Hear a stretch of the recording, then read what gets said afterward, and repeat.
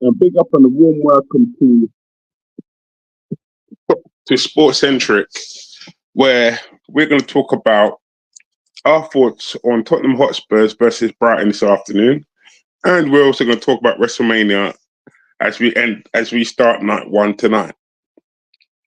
Now, as everyone knows here, I'm going to use the Spurs game as a tool to sleep because watching Tottenham Hotspurs is boring, and so therefore I will use that game as a sleeping mechanism so I can get up for WrestleMania tonight, night one. So first and foremost, that is going to be the outlay of how I start this video.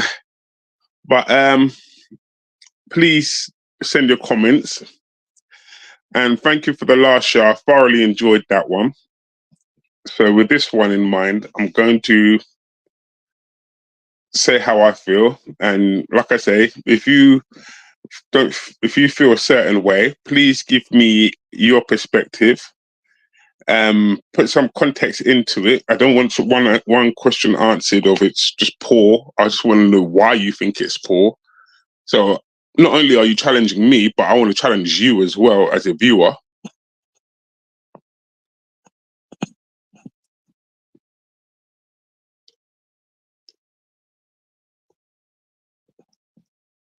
So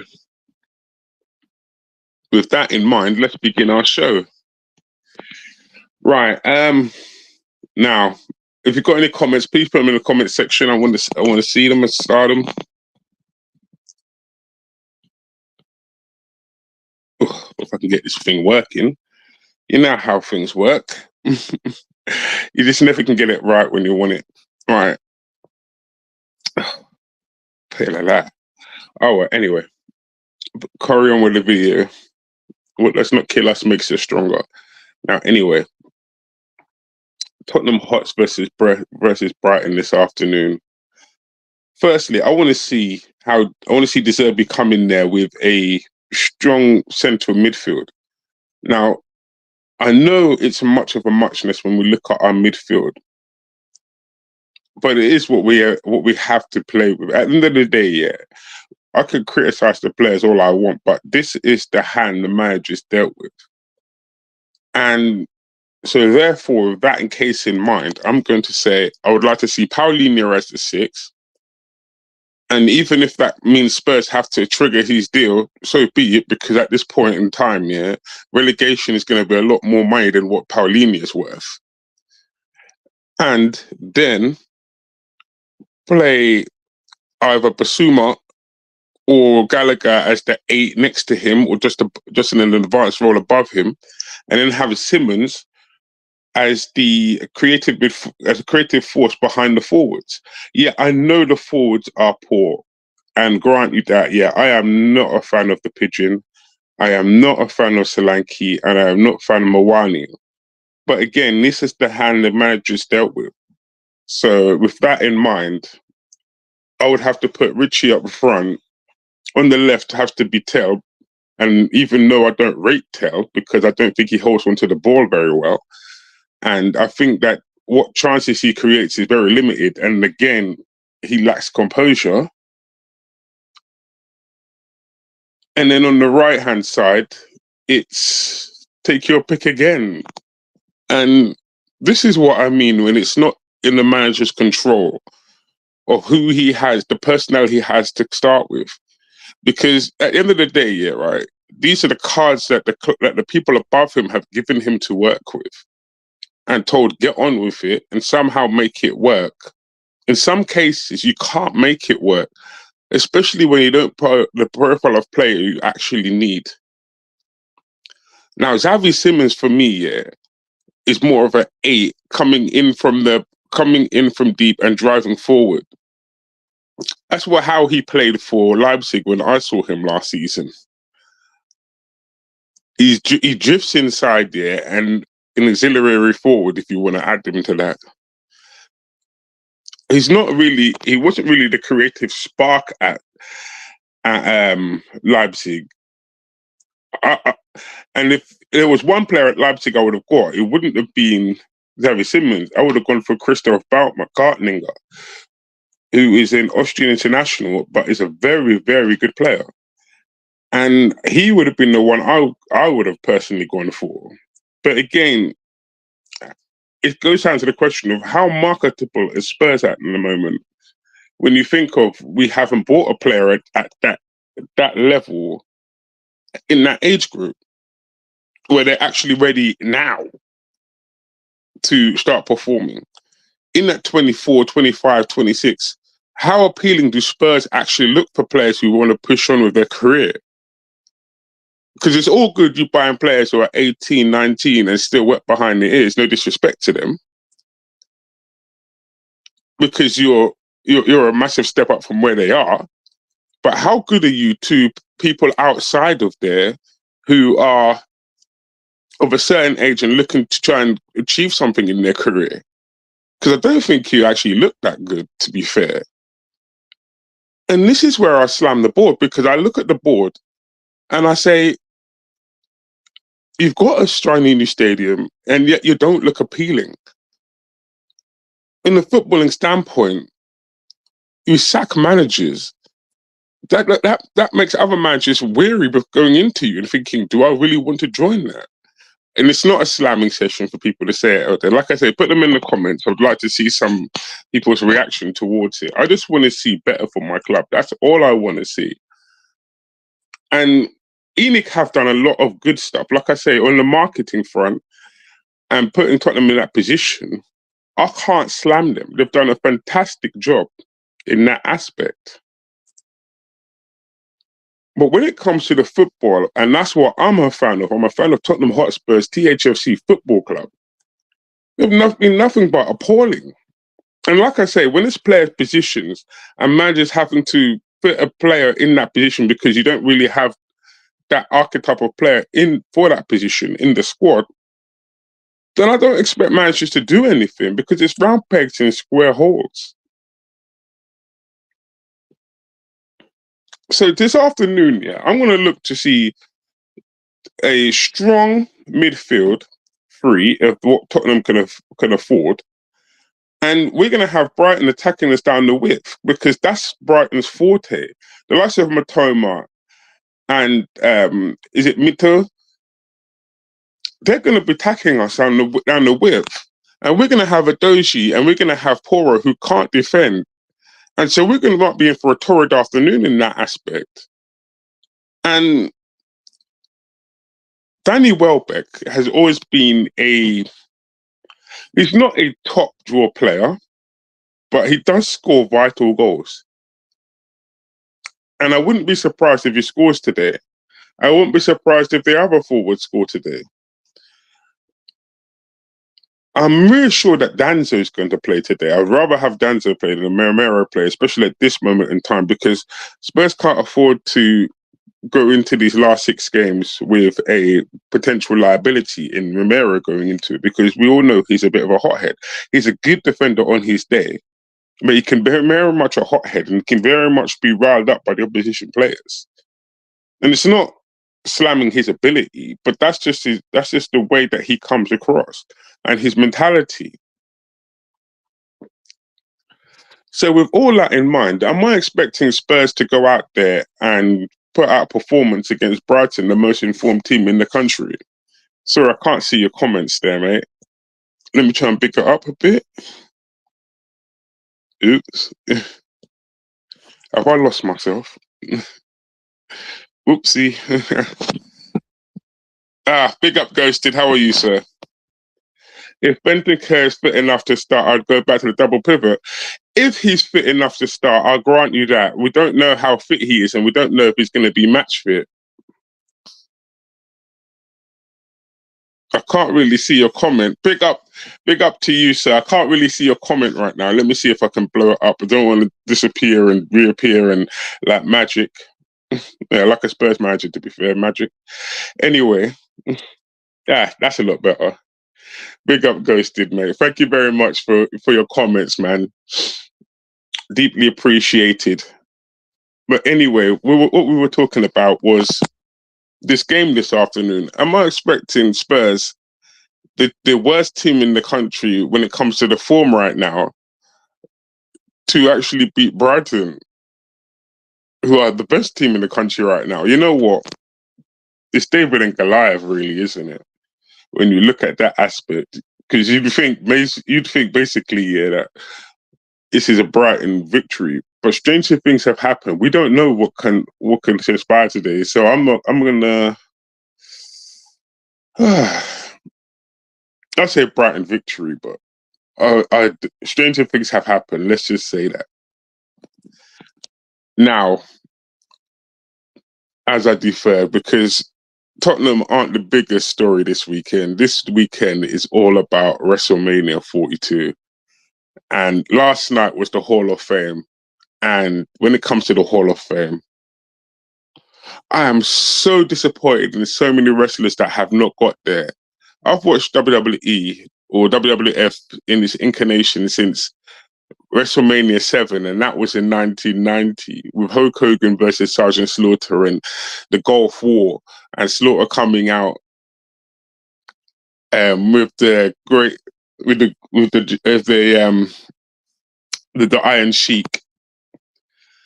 And when I look at it today and I compare it, there's so many wrestlers that deserve to be in the Hall of Fame, yet they're not put in the Hall of Fame yet. And yet we have celebrities like Dennis Rodman from last night. I have Mike Tyson in the WWE Hall of Fame. How does that work?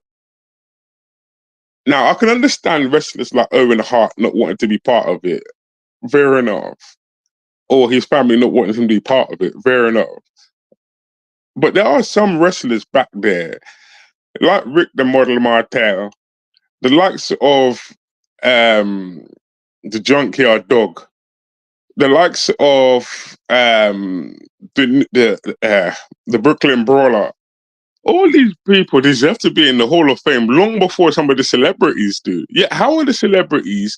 How is is it Drew in the Hall of Fame? How does that work? But last night's Hall of Fame, anyway, as I digress from that angle, that last night's Hall of Fame.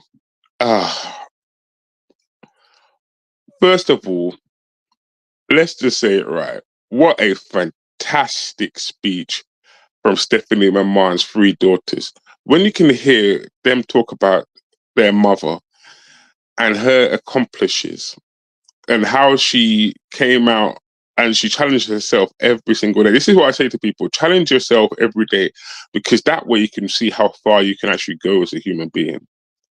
Always try and push yourself to the next level.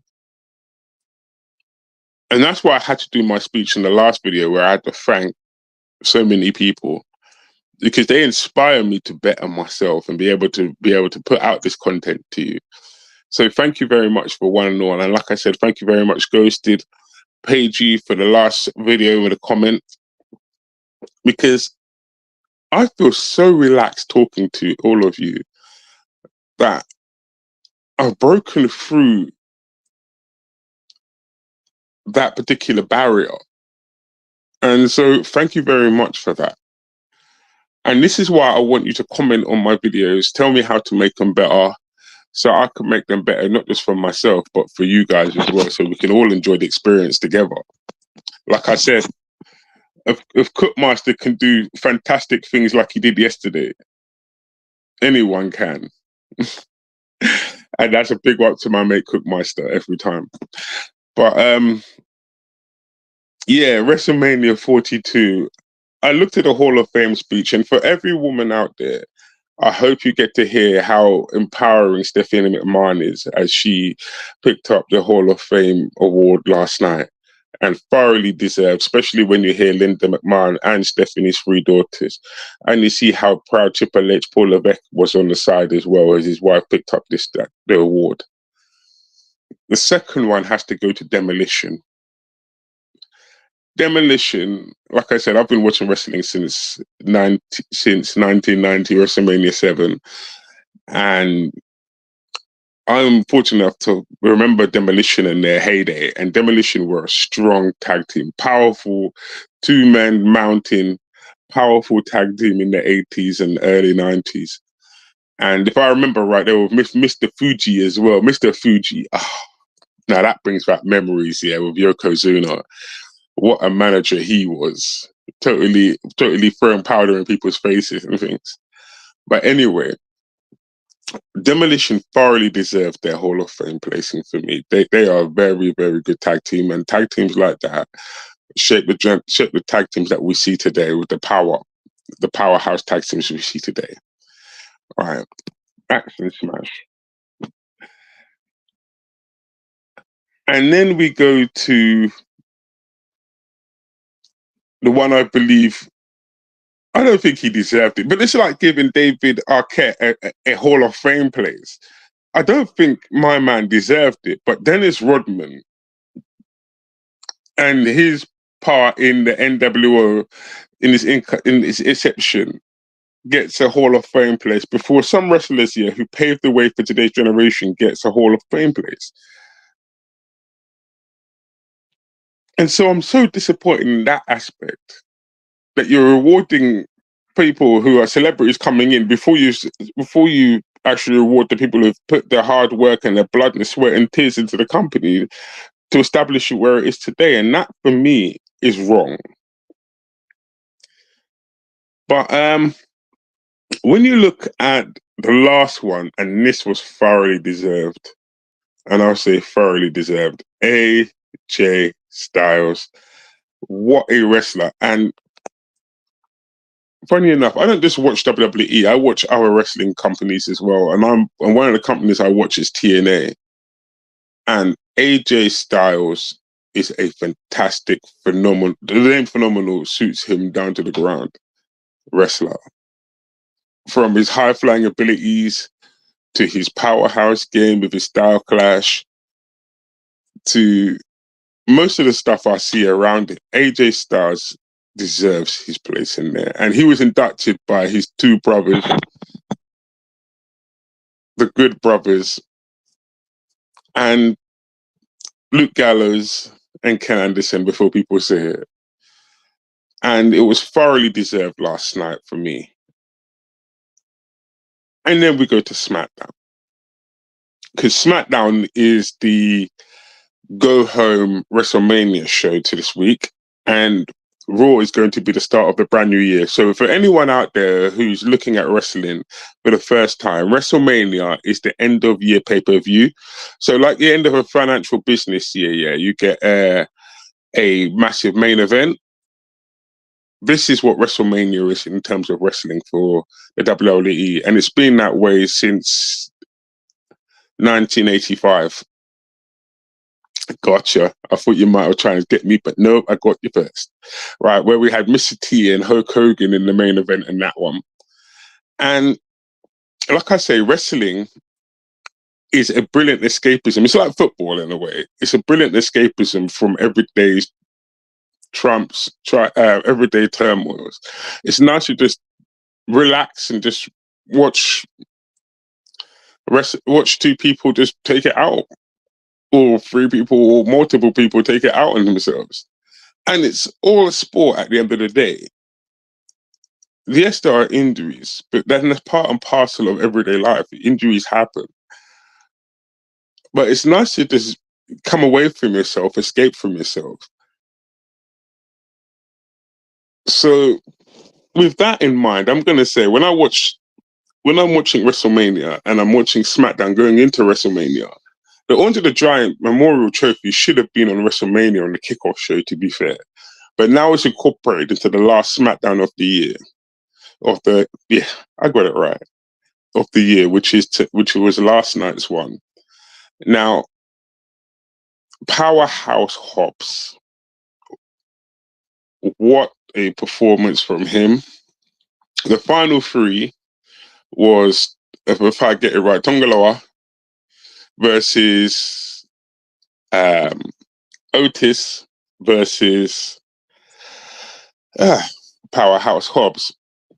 I'm going to call him Powerhouse Hobbs, yeah, but yeah, we know it's a different name, WWE, but I like Powerhouse Hobbs. I think that name's using, but Royce is what they call him in WWE, but my man's called Powerhouse Hobbs. It's like when you watch Keith Lee. Keith Lee is Keith Lee everywhere. And my man just suits Powerhouse Hobbs better. So I'm going to stick with Powerhouse Hobbs. But when you see Royce, yeah, performance and the way he takes out the way he took out Otis first, and then he took out Tongala. Superb wrestler. And for me, yeah, I think he left AEW too early. I believe he could have had a world championship potential in the AEW. And because he blew up in AEW, WWE, being a bigger company, come straight in for him. And they were keen on him, to be fair. They recruited him they were looking at him for a little while. And like I say, AEW, yeah, is well worth watching for people out there. It is a lot of the moves that you get in AEW, you don't get in WWE because there's a lot of more rules in WWE where certain moves are banned. But in AEW, yeah, the rules aren't so strict, and the wrestlers themselves feel more free over there because they've got more. They get not just money, but they also get time to spend with their families as well.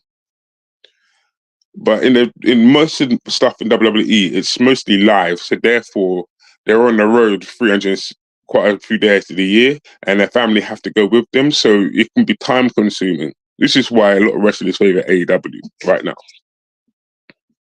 Plus, there's new avenues and new stories. The likes of Ricochet, for example, was in WWE. He wasn't really going anywhere. Since he's got to AEW, you can actually see how his career has actually gone upwards and how he's got more freedom in his character. So you can see the difference between the two companies. And this is where I'm going to say it now.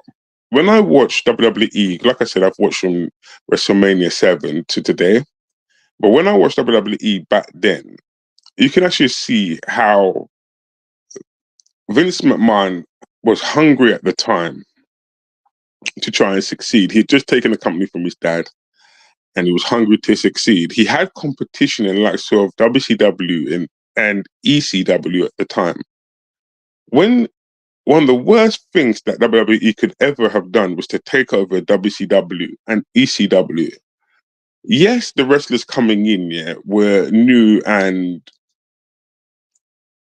there were brilliant wrestlers coming in like Booker T, and I've always been a fan of Booker T.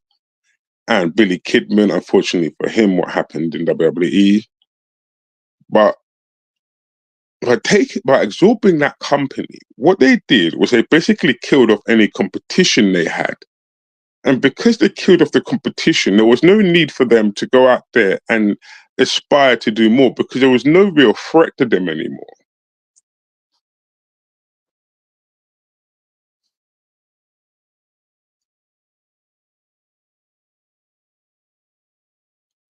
I wish I could see a little bit more.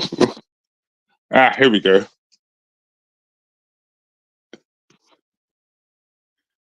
There we go.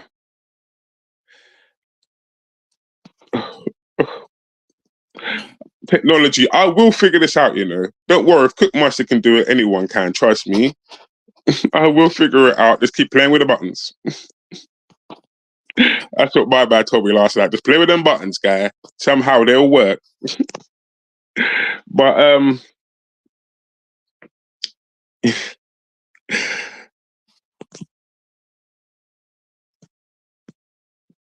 oh, come on, work for me.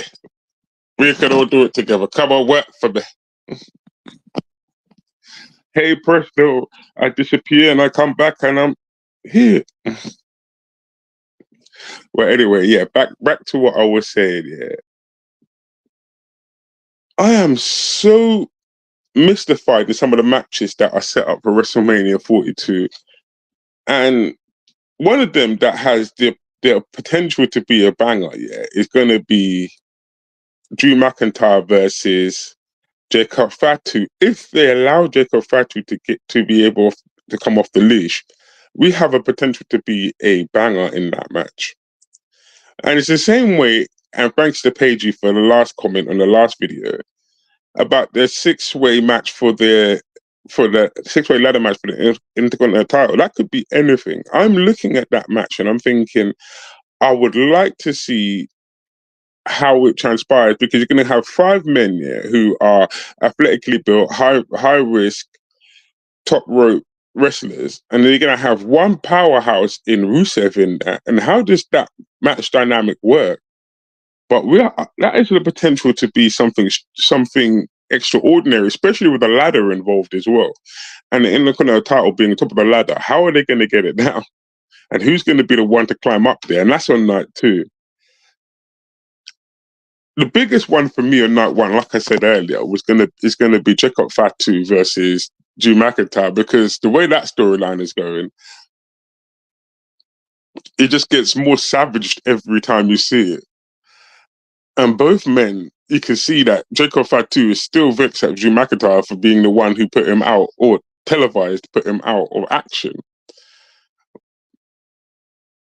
And Drew McIntyre is personally invested in getting Jacob Fatu because he thinks that he cost him a title.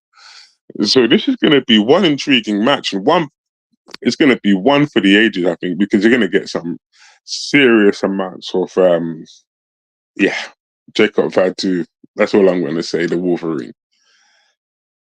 But night 1 doesn't feel strong as night 2. Night 1 feels like we're going to get Seth Rollins versus I was going to say Walter, but I will say his name, Gunther. We are going to get the Usos and LA Knight versus the Vision and ISO Speed. We are going to get Cody Rhodes versus Randy Orton. And it just doesn't feel... I can understand why they're struggling to sell tickets, especially at $624 as what was advertised. I can see why they're struggling to make ticket sales, because it just doesn't feel inspiring, especially not for what you're paying. And it goes back to what I said about Tottenham Hotspurs. It doesn't constitute what you're charging the fans. When you're charging them £90 and you're charging them top money, then they will have some level of expectation, because that's a level of money that you're charging them. It's wrong to charge them over the top here and then give them so little. It's like going to Harrods here and you're coming out with Aldi products. What exactly are you? I'm expecting top dollar. If I'm going to pay $624, I want my money's worth, brother. And if I'm not getting my money's worth, you're going to hear about it. But instead of at Tottenham Hotspurs, we go cheer bars. And we'll make that people who sit there and make excuses in January, we can't find anybody. Hey, wait a minute, hold on. There's a World Cup in June and July.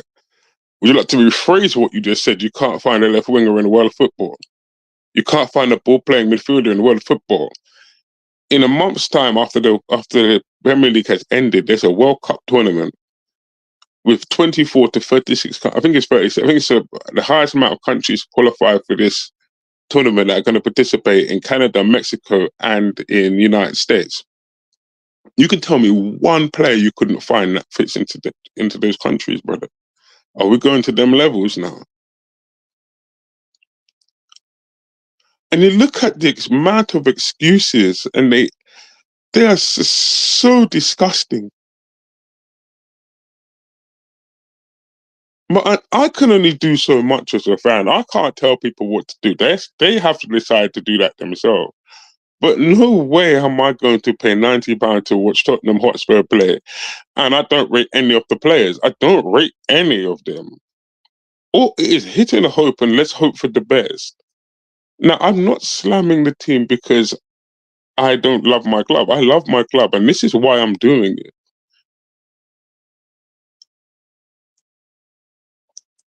There's in life here, there's a terminology called tough love. And if I don't do it in a way that is helpful, and I'm not doing it with, I'm just criticizing but not giving any critical thinking and possible solutions. I'm giving them possible solutions to go with the problem, to go with the criticism. And it's not unnecessary, it's all warranted criticism. There has to be some aspect of evidence to back up why you're critical, and then give some analytical response as to how to solve that problem. We can all be critical, but you have to give something back, yeah, as to why you feel that way. Like I said in the comment section, please write down your comments. Please give me some feedback as to why you feel this way, as it will not just help me understand you a bit better, but you can understand me a bit better as well, because that's the challenge in life. Like I said earlier, this in this video, listen to Stephanie McMahon and the way that she was introduced by her daughters, the inspiring stuff that they said about her, about she looks to get up every morning and challenge herself. That's how far then she can gauge how far she can go. All fits into how to make ourselves better. What does not kill us makes us stronger. Anyway, with that routing thing out the way, I'm going to end the video here. Look, I'm shining in the light and I'm disappearing. Right. And so with that, I'm going to say thank you very much. And in the words of Kenny Omega, hey, what am I using Kenny Omega on a WWE Wrestlemania video? Adios. Bye-bye. Thank you very much for tuning in. Come on.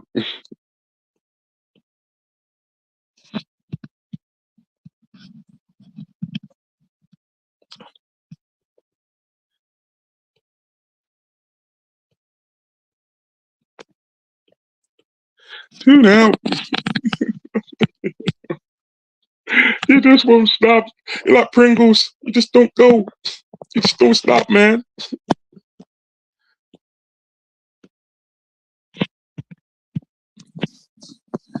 You just don't stop till you have enough. Come on. Come on.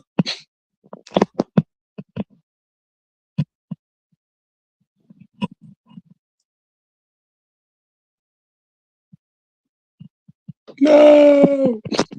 We're not going all day. We're not going all day. We are not going on all day, you know.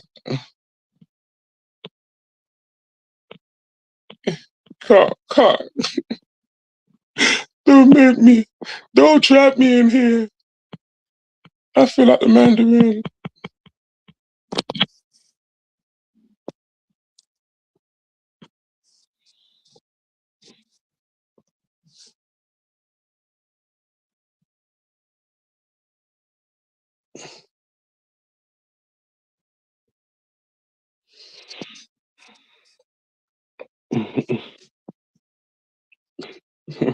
What's up? I love it. Meow. Let me out.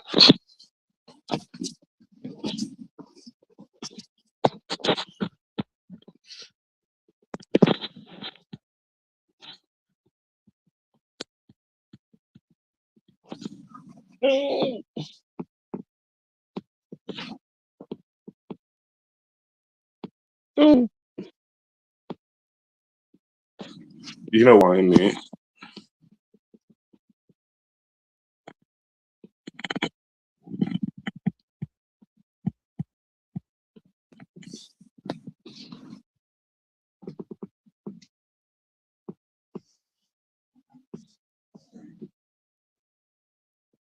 Come on.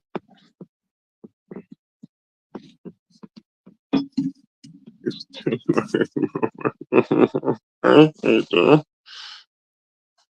I hate